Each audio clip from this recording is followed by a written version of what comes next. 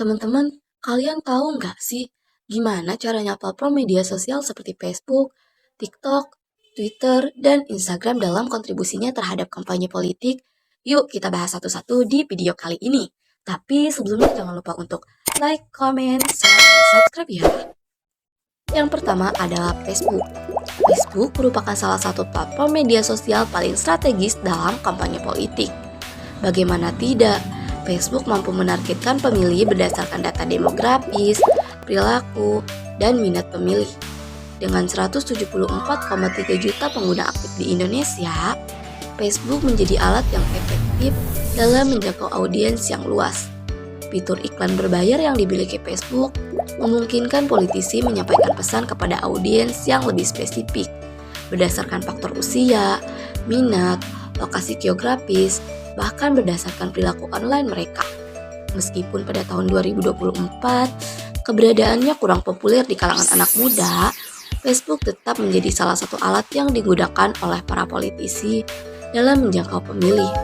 Sebagai contoh, salah satu calon presiden pada pemilu 2024 yang menggunakan Facebook dalam strategi politiknya adalah Ganjar Pranowo. Ia membagikan semua aktivitasnya di Facebook, mulai dari kegiatan berkampanye ke pelosok-pelosok hingga visi misinya.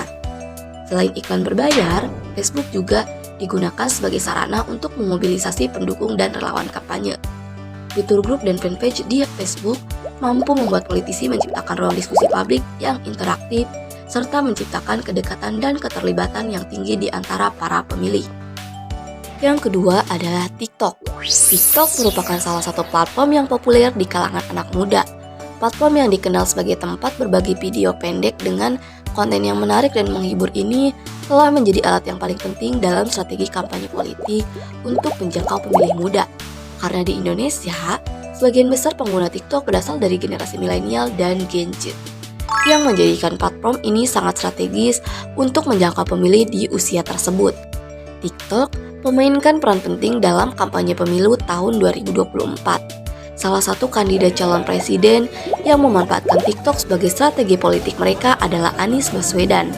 Video pendek yang diupload oleh Anies maupun tim kampanyenya berhasil menciptakan konten yang disukai serta mampu menggerakkan warga TikTok untuk mendukungnya. Selain itu, lagu yang dibuat oleh tim Anies dan diupload di TikTok mampu menggencarkan para pemilih muda. Bahkan, tak sedikit dari mereka yang meretake video menggunakan backsound tersebut. Konten-konten yang dibuat tidak hanya menarik perhatian anak muda, tapi juga dapat tersebar di platform-platform lain. Hal ini menunjukkan bahwa keberhasilan strategi TikTok dapat digunakan sebagai alat yang kuat dan mampu menggapai pemilih muda yang sulit dijangkau oleh media tradisional. Yang ketiga adalah Twitter.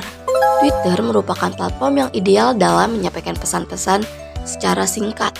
Twitter merupakan platform yang ideal dalam menyampaikan pesan-pesan singkat secara langsung.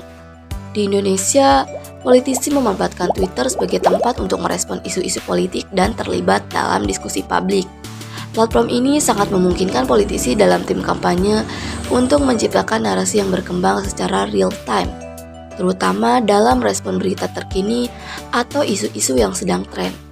Twitter terus menjadi alat penting dalam kampanye politik di tahun 2024, di mana kandidat presiden dan partai politik memanfaatkan platform ini untuk terlibat dalam diskusi publik secara cepat dan langsung. Pada pemilu 2024, penggunaan Twitter oleh Prabowo Subianto dan timnya sangat terlihat, terutama dalam respon kritik dan menyebarkan pesan kampanye dengan cepat. Strategi yang digunakan dalam Twitter pada pemilu 2024 juga melibatkan penggunaan hashtag untuk menyatukan percakapan di antara pendukung. Hashtag seperti Prabowo Menang 2024 menjadi tren di media sosial dan mendorong diskusi secara luas di antara pengguna Twitter. Selain itu, Twitter menjadi tempat debat langsung antara pendukung dan lawan politik, di mana tagar yang bersaing digunakan untuk mengangkat atau menjatuhkan isu-isu tertentu. Penggunaan Twitter juga memungkinkan politisi untuk berinteraksi langsung dengan wartawan, pemilih, dan tokoh masyarakat. Seringkali politisi merespon langsung kritik atau saran dari pemilih, menciptakan komunikasi dua arah yang lebih transparan dan melibatkan masyarakat dalam diskusi yang lebih luas. Yang terakhir adalah Instagram. Sebagai platform yang berfokus pada konten visual, Instagram memberikan kesempatan bagi politisi untuk mempresentasikan citra diri mereka dengan lebih kreatif. Foto-foto dan video yang diunggah di Instagram dapat digunakan untuk membangun citra yang positif dengan menampilkan sisi personal atau kegiatan kampanye yang lebih santai dan casual. Instagram Stories dan IGTV memungkinkan politisi untuk berbagi konten video kampanye secara real time, memberi kesan bahwa mereka selalu terhubung dengan pemilih. Instagram juga memberikan fleksibilitas dalam bekerjasama dengan influencer yang memiliki pengaruh besar di media sosial. Strategi ini membantu politisi menjangkau audiens yang lebih luas, terutama di kalangan pengguna muda. Selain itu, visualisasi kampanye yang estetis dan dipersonalisasi membantu politisi membangun narasi yang lebih emosional dan otentik, sehingga meningkatkan keterlibatan pemilih dan memperkuat loyalitas pendukung. Nah, itu dia teman-teman, kontribusi keempat platform media sosial dalam kampanye politik.